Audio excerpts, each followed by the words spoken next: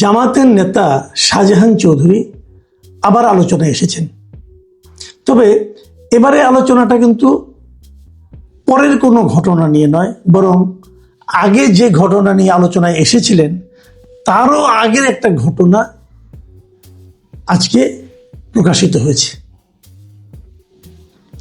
সেই একই কারণ যে উনি বক্তৃতা দিতে যে এমন সব কথা বলেছেন যে কথাগুলো স্বাভাবিকভাবে খুব একটা প্রশংসনীয় নয়, বিতর্কিত বলতেই পারেন, কিছু কিছু ক্ষেত্রে আপত্তিকর বলতে পারেন।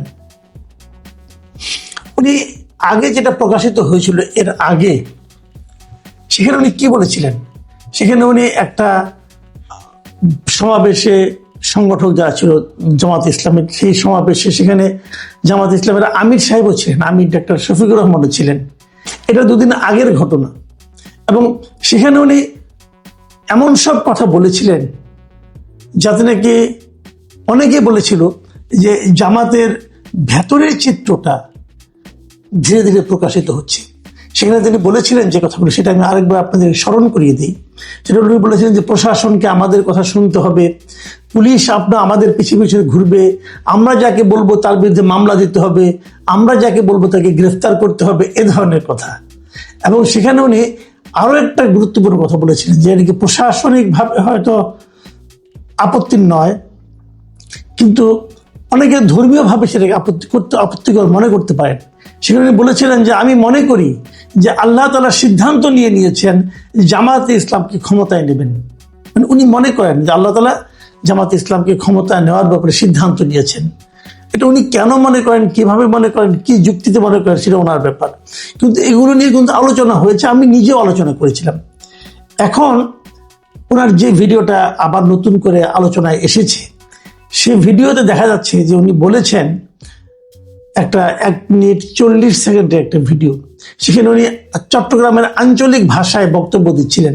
এবং এই সময় তিনি যে কথাটা বলেছিলেন, আমাদের যে ভাষায় আমরা বুঝবো আর কি, সেই ভাষায় অনুবাদ করলে সেটা হলো, খবরদার খবরদার, আমি শাহজাহান চৌধুরী, আমাকে যারা চিনে না তারা এখনো মাটির নিচে বসবাস করে। আমার জন্য আল্লাহ আছে, আল্লাহর মেহেরবানি, সূর্য আমার জন্য দাঁড়িয়ে থাকবে। আল্লাহ তাআলা আমাকে এরকম মর্যাদা দিয়েছেন, আপনারা দোয়া করবেন। ওনার এই যে বক্তব্যটা, সূর্য ওনার জন্য দাঁড়িয়ে থাকবে, আল্লাহ ওনাকে এরকম মর্যাদা দিয়েছেন, যারা ওনাকে চেনেন না তারা এখনো মাটির নিচে বসবাস করছেন, এই যে কথাগুলো, এগুলোর সঙ্গে অনেকে হয়তো ভাবতে পারেন যে লোকটা কি মস্তিষ্ক বিকৃত নাকি, এগুলি কখনো হয়? আবার অনেকে ভাবতে পারেন উনি কি অতি অহংকারী কেউ নাকি? উনি কি করে বলেন যে ওনার জন্য সূর্য দাঁড়িয়ে থাকবে? সূর্য দাঁড়িয়ে থাকার অর্থটা কি? মানে সময় স্থির হয়ে থাকবে। এটা হয় পৃথিবীতে কারোর জন্য হয়েছে, ওনার জন্য বাদ দেন আপনি। এই পৃথিবীতে কারোর জন্য কি সূর্য দাঁড়িয়েছিল কখনো? কোন একটা মানুষের জন্য কি সময় স্থির ছিল? কখনো ছিল? আল্লাহ সেটা করবেন? উনি আল্লাহর উপর ভরসা করে বলছেন যে আল্লাহ ওনাকে এতটাই সম্মান দিয়েছেন যে ওনার জন্য সূর্য দাঁড়িয়ে থাকবেন। তাহলে এটা কি অধ্যত্ত, নাকি অজ্ঞতা, নাকি মূর্খতা? কি এই যে কথাগুলো উনি বলেন, কেন বলছেন? উনি এখানে অবশ্য এটা উনি এখানে একজনকে হয়তো হুমকি দিয়ে কথাগুলি বলেছিলেন বলে মনে হয়, কারণ তার পরের আরেকটা বাক্য এরকম যে চুদুর বুদুর করিও না, লুলা হয়ে যাবা। মানে যদি আমি সহজ ভাষায় বলি, যে উল্টাপাল্টা করো না, তাহলে তুমি কিন্তু পঙ্গু হয়ে যাবে। এখন এটা কি হুমকি? এই সমস্ত পয়েন্ট কিন্তু আলোচনায় আসছে, অলরেডি আসা শুরু করেছে। সবচেয়ে বড় কথা হলো, একজন মানুষ কেন এই ধরনের কথা বলেন? এই ঘটনাটা, এই যে কথাগুলি বললাম, লেটের যে ভিডিওটার কথা বললাম, এই ভিডিওটা আসলে গত 13 নভেম্বরের, মানে আরেকটু আগের। ওই সময় অনেকে ওই এলাকার লোকজন বলতেছেন আর কি, যে ওই সময় ওই দিন নাকি উনি এই সাতকানিয়া উপজেলার চরতি ইউনিয়নের তুলতুলি এলাকায় তুলাতুলি এলাকায় জনসংযোগের সময় উনি নাকি এই বক্তব্যটা দিয়েছিলেন, এরকম কেউ কেউ বলছেন। আসলে কোনটা বলছেন, কিভাবে বলছেন, এটা এখনো ক্লিয়ার হওয়া যায়নি। তবে ভিডিওটা যে ওনার, এটা অনেকেই এলাকার লোকজন বলেছেন। দেখুন, শাহজাহান চৌধুরী কিন্তু একেবারে এলেবেলে কোনো লোক না। যে তাকে পাত্তা না দিলেও চলবে, ঘটনা তা না। আমি এর আগে ওনার আগের বক্তব্য নিয়ে যখন আমি ভিডিও করেছিলাম তখন অনেকে আমাকে বলেছিলেন যে সে কি আর সমস্যা নাই, আওয়ামী লীগের কত অপরাধ আছে, কত স্ক্যান্ডাল আছে, বিএনপির কত সমস্যা আছে, সেগুলি রেখে আমি কেন জামাতের একজন নেতা নিয়ে বলছি যিনি আপনার নীতি নির্ধারক কেউ নন। ভাই আপনার কথাটা সত্য নয়, উনি নীতি নির্ধারক কেউ এটা বলেন না, উনি জামাতের প্রবীণতম নেতা, জামাতের অত্যন্ত গুরুত্বপূর্ণ নেতা। এই সাতকানিয়ায় ওনার জনপ্রিয়তা আকাশচুম্বী, যে কোনো কারণে উনি এখানে নিয়মিত নির্বাচিত হন। এর আগে 2বার উনি এখানে নির্বাচিত হয়েছেন, তো অলি আহমদের মতো লোককে হারিয়ে হয়েছেন। কিন্তু এটা কিন্তু একদম চারটেখানি কথা না, কিন্তু উনি অনেক বড় নেতা। চট্টগ্রাম জেলা জামাতের উনি শীর্ষ ব্যক্তিত্ব, এগুলোকে বুঝতে হবে। উনি একদম ওনাকে পাত্তা দেওয়া যাবে না তা না, কিন্তু তারও চেয়ে বড় কথা, যদি উনি এত বড় নেতা নাও হতেন তবুও আমি এটা নিয়ে আলোচনা করতাম। এই জন্য করতাম যে জামাতের একজন নেতা, একজন ব্যক্তি এ ধরনের কথা বলেই যাচ্ছেন, তার মানেটা কি? তার মানে উনি এটা মনে করেন, উনি এটা বিশ্বাস করেন, এই কথাগুলি উনি নিজের বিশ্বাস থেকে বলেছেন।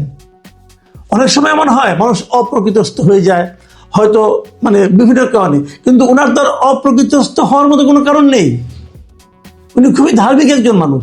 তার মানে এই যে কথাগুলি বলেছেন যে আল্লাহ নাকি এত ভালোবাসেন, ওনার জন্য আল্লাহ সূর্যকে স্থির করে দেবেন, এই যে চিন্তাগুলো যে উনি মনে করেন আল্লাহ মেনে নিয়েছেন, আল্লাহ সিদ্ধান্ত নিয়েছেন যে জামাত এবার নির্বাচনে বিজয়ী হয়ে ক্ষমতায় যাবে, এই যে কথাগুলো না, এগুলো উনি ওনার বিশ্বাস থেকে বলেন। এই বিশ্বাসটা এলো কোত্থেকে, এই বিশ্বাসের ভিত্তিটা কি, আমরা এই জিনিসটা আসলে বুঝতে চাই।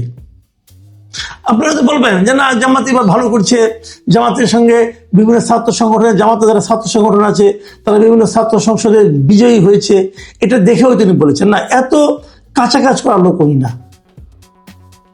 এখন এই জামাতের ক্ষমতায় যাওয়ার যে প্রত্যাশাটা তৈরি হয়েছে তাদের নেতাদের মধ্যে, এটা কি এমনি হয়েছে? আমি সেটা মনে করি না।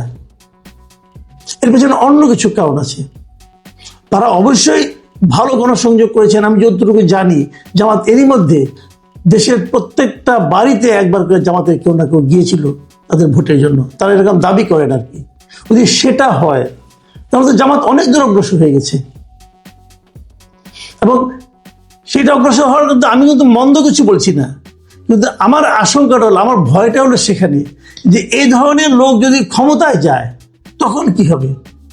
ক্ষমতায় যাওয়ার আগেই যিনি সূর্যকে থামিয়ে দিতে চান, ক্ষমতায় যাওয়ার আগে যিনি বলেন যে আমাদের কথা মতো মামলা নিতে হবে, গ্রেফতার করতে হবে, এই কথা ক্ষমতায় যাওয়ার আগে যিনি বলেন, ক্ষমতায় গেলে উনি কি করবেন? এটা কিন্তু কেবল উনি না, আমি উনারা মনে করি উনি বিচ্ছিন্ন করে ব্যক্তিরা এখানে পুরো জামাতেরই গিয়ে চিন্তা। আমি ওই জন্য বলেছিলাম যে জামাতে যারা নাকি নির্বাচিত হয়েছেন এই ছাত্র সংসদগুলিতে, তাদের আচরণ আমরা দেখতে পাচ্ছি এই ধরনের গোয়ার্তমি, তাদের আচরণ আমরা দেখতে পাচ্ছি এই ধরনের যা ইচ্ছা তা করে একটা প্রবণতা, তাদের আচরণ আমরা দেখতে পাচ্ছি এরে বাদ দিতে হবে, তারে ঢুকতে দিব না, তারে এটা করবো, এই ধরনের অধ্যত্ব এটা আমরা দেখতে পাচ্ছি। যার যেটা কাজ না সেটা তারা করতে চাচ্ছেন, ওনার এখতিয়ার যতটুকু তিনি তার চেয়ে বেশি প্রভাব বিস্তার করতে চাচ্ছেন। এই প্রবণতা জামাত যদি গণমানুষের রাজনীতি করতে চায় তাহলে জামাতকে নিবৃত করতে হবে। আমি জেনেছি যে গত মঙ্গলবার নাকি ভদ্রলোককে শোকজ করা হয়েছে, 7 দিনের মধ্যে তাকে জবাব দিতে হবে, তা নাহলে তার বিরুদ্ধে সাংগঠনিক ব্যবস্থা নেওয়া হবে।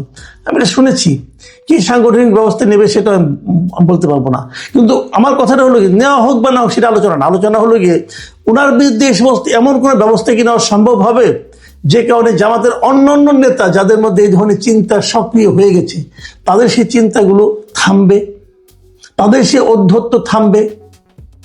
দেখুন, জামাতের সবচেয়ে বড় আপনার একটা নেতিবাচক দিক হচ্ছে জামাতকে কিন্তু অনেক মানুষ বিশ্বাস করে না। এরা ইসলামের কথা বলে, কিন্তু এদের ইসলামটা আসলে কোন ইসলাম?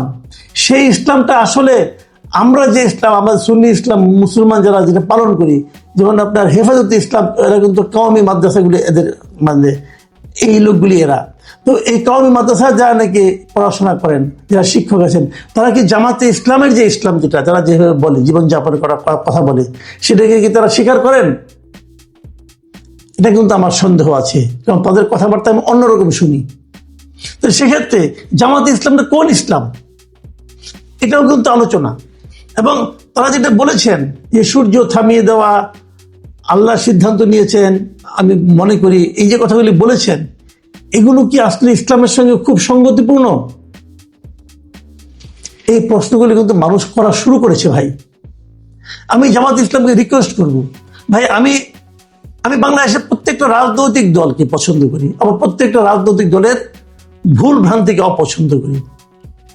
যারা ভালো কিছু করবেন তাদের প্রশংসা করব, যারা খারাপ কিছু করবেন তাদের সমালোচনা করব, যাদের কোনো কাজ আমার কাছে সন্দেহযুক্ত মনে হবে সেটারও সমালোচনা করব। জামাতের এই কাজটা আমার কাছে কিন্তু খুবই আপত্তিকর মনে হয়েছে। জামাত নেতারা কি বুঝেন যে এই যে আমার মধ্যে যে আপত্তিটা আসছে এটা কিন্তু মানে আমি একা না, আমার মতো অনেক লোক আছে যারা এই আচরণটাকে আপত্তিকর মনে করবেন।